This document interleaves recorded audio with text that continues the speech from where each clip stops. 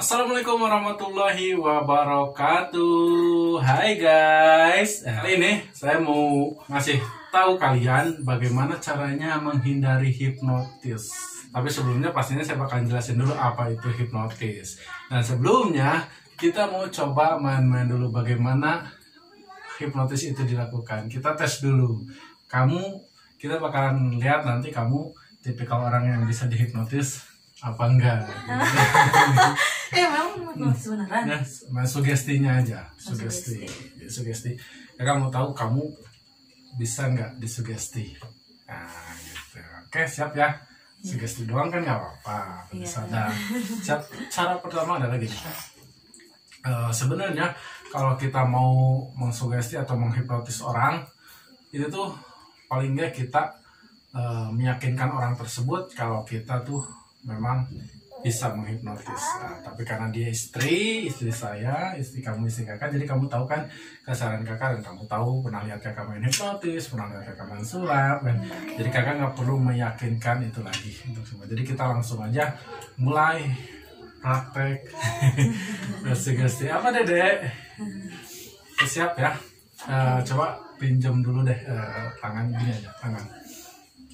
Pernah nggak pernah main sugesti nggak gitu? Belum ya. Belum pernah ya. Nah sekarang gini aja, santai dulu, tarik nafas dulu, santai. Kok tegang ya? Enggak, kan kamu udah sering nih. Iya tapi kan. Siap, tarik nafas dulu. Nah oke gini, lurusin tangannya. Atau gini aja deh, biar tenang. Apa Dede? Coba tangan kamu di meja, yang tangan ini deh, biar kelihatan. Perhatiin, lurusin di tengah-tengah sini. Nah, perhatiin, lihat sih. Lihat. Liatin ke sini. Lihat telunjuk kamu. Iya. Fokus ya. Nah, jadi hipnotis itu sebenarnya tergantung gimana orangnya fokus apa enggak gitu. Sebentar. Ini kameranya jatuh, ditendang si Dede. Geser sini dikit dah. Kamu liatin? Ya. Kamu tahu besi nggak? Besi. Nih kaki meja ini besi. Iya, Tahu kan? Sifat besi itu kayak gimana? Keras kan?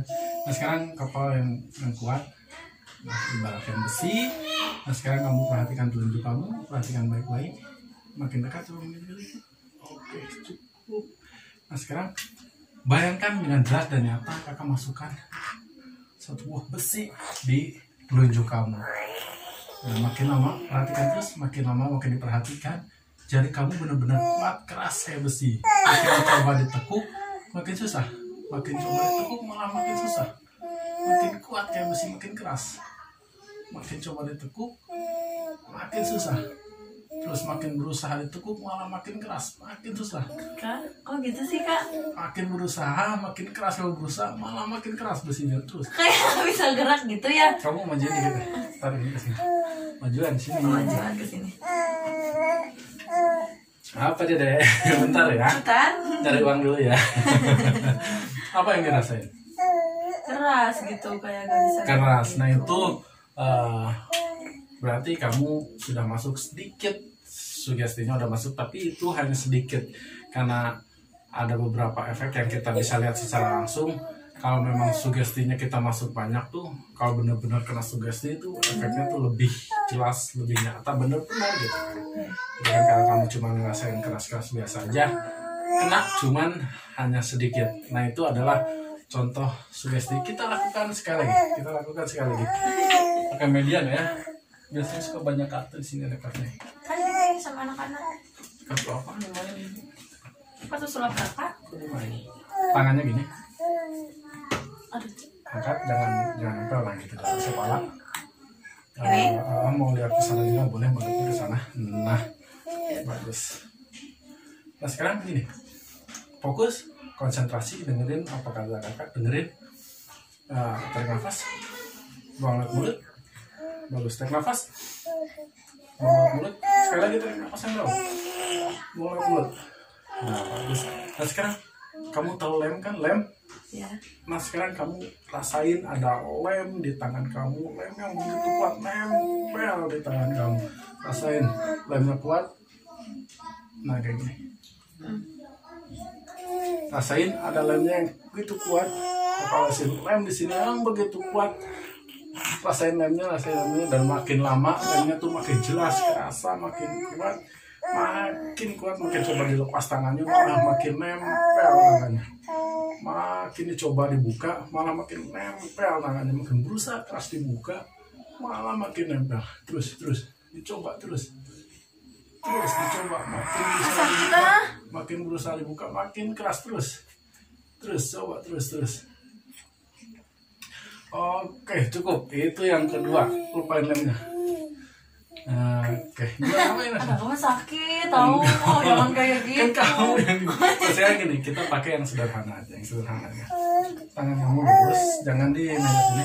Nah, apa deh? Lurus, bagus. Tutup matanya, santai, relax, tarik nafas, mulut, bagus sekali. Nah, sekarang kamu tahu balon udara tahu? Ini percobaan ketiga, tahan, jangan sampai jatuh. Nah, sekarang kamu bayangin balon udara ada di otak kamu, ada di pikiran kamu, ada di dalam imajinasi kamu. Kasih warna yang jelas, kasih cahaya yang jelas. Nah, sekarang bayangin balon udara itu terbang ke atas, berterbangan, ada banyak sekali balon udara terbang ke atas. Nah, sekarang balon udaranya kakak tarik, kemudian kakak ikatkan di tangan kamu. Rasain tarikannya. Nah, makin banyak sekali kita ambil, makin banyak, ada 10 balon udara diikat di tangan kamu. Rasain tarikannya makin kuat, makin kencang, makin coba ditahan, malah makin kuat balon udaranya. Kakak tambah 10 lagi di sini, kakak tambah 10 lagi, jadi 20 balon udara. Mencoba mengangkat tangan kamu ke atas terus, makin coba dilawan, makin coba ditahan, malah makin kencang tarikannya terus. Rasain bagus. Sampai sekarang lupain balon udaranya, kakak gunting, lupain balon udaranya. Oke, udah digunting, buka lagi matanya. Apa yang dirasain? Gak enak lah, udah nggak.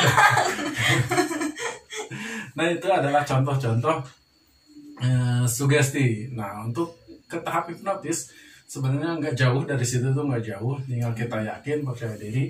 Sebenarnya udah bisa ya, kamu udah bisa dihipnotis, udah. Jadi tinggal ngeri dong.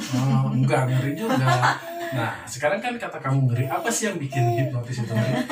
Takut aja. Ya, takut kamu hipnotis, meskipun hipnotis ini takut yang ngeri ya, meskipun hipnotis game gitu kan. Nah, sekarang kamu pernah dengar nggak hipnotis kejahatan? Iya, pernah. Tepuk katanya yang ini.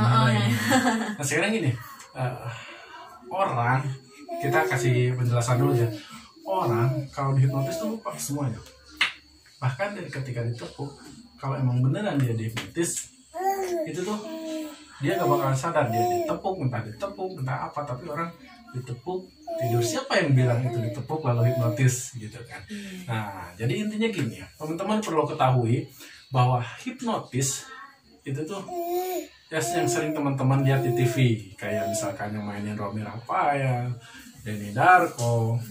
Salah satu syarat untuk bisa menghipnotis adalah kerjasama, maksudnya kesepakatan. Kamu mau nggak dihipnotis? Kalau mau, oke, deal, bisa. Jadi kalau misalkan orang yang nggak mau, nolak, nggak bakalan bisa. Kakak sendiri termasuk pakar-pakar hipnotis yang ada di Indonesia, beberapa mungkin ya, nggak sepakat bahwa hipnotis kejahatan itu ada. Mungkin karena ada beberapa faktor yang menyebabkan mereka menganggap bahwa itu tuh hipnotis. Ada banyak sekali. Karena kenapa? Karena hipnotis kembali lagi seperti yang kita lihat di TV, dan itu nggak bakal berhasil kalau misalkan kita nggak ada kesepakatan mau atau bukan berarti harus pura-pura settingan kayak gimana ya, tapi sepakat dulu antara penontonnya mau dihipnotis enggak, kalau mau bisa gitu kan. Terus kok kadang kita gini, Anda bisa dihipnotis, saya nggak bisa dihipnotis, tapi dia naik ke penonton, naik ke panggung, atas panggung gitu kan. Ketika kita manggung, panggil penonton, ada yang saya nggak bisa dihipnotis misalnya gitu. Nah itu tuh sebenarnya sudah terjalin kesepakatan. Maksud kesepakatan gini, manggil orang yang naik itu berarti dia udah setuju bahwa dia tuh mau dihipnotis. Itu dasarnya. Jadi di situ sudah ada kesepakatan meskipun tidak secara langsung ataupun tertulis. Kita kembali lagi bicara kejahatan hipnotis.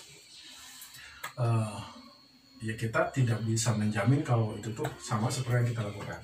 Mungkin ada beberapa faktor yang menyebabkan mereka berpikiran kalau itu hipnotis. Tapi untuk pencegahan itu, satu, gini deh, mungkin aja ya ada misalkan semacam ilmu hitam, genam atau apa segala macam yang itu di luar kuasa kita sebagai pesulap gitu kan.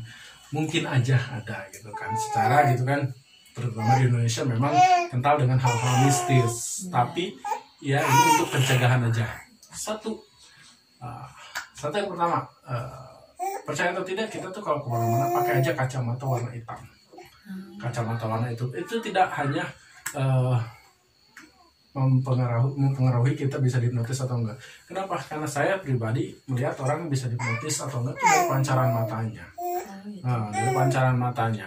Nah, mungkin pelaku kejahatan yang lain pun melakukan hal yang sama, melihat si korbannya dari pancaran matanya. Kenapa?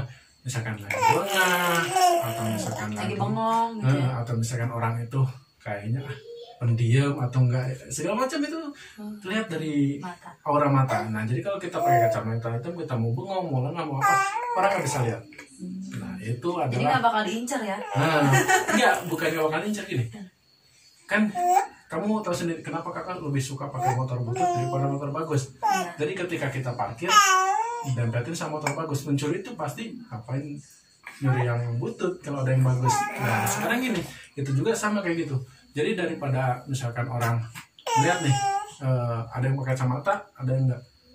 Sebenarnya ini bisa aja jadi korban kejahatan yang pakai kacamata gitu kan. Cuma daripada yang ini 50% gitu kan masih meragukan, mending cari korban yang lain kan gitu.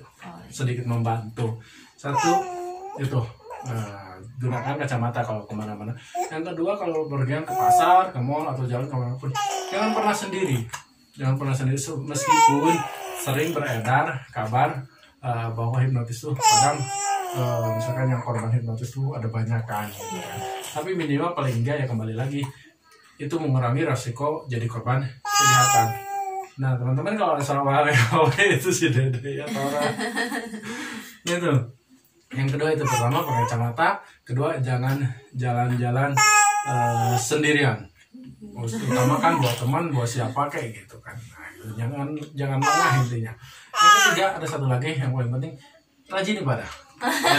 Meskipun ini tidak kita kaitkan dengan hal mistis, tapi ketika kita rajin ibadah, di situ kita berdoa, dan pastinya dengan berdoa kita minta dilindungi dari segala macam bahaya. Apapun itu, mistis, non mistis, apapun itu. Intinya itu. Nah, jadi itu adalah bagaimana cara kita mencegah hipnotis. Nah, meskipun tidak untuk hipnotis game, meskipun sulit untuk dihindari ketika kita udah mau dan ada kesepakatan, itu sulit dihindari. Apalagi udah pakar hipnotisnya udah jago-jago semua, sulit dihindari kalau misalnya udah ada kesepakatan. Tapi kalau nggak ada kesepakatan, susah. Nah itu ya. Oke teman-teman, dengar ya, kita suaranya pakai suara gitu. Jadi sekali lagi terima kasih banyak sudah nonton. Tetap waspada, hati-hati, jangan lupa di subscribe ini. Saya dan di sana ini saya. Terima kasih sudah mampir, jangan lupa di subscribe. Dede mau ikutan? Sini atuh, Dede mau dihipnotis mau apa? Mau dihipnotis jadi sama apa? Dah, kita matikan semua kamera. Wah, kamera ini kebalik. Iya.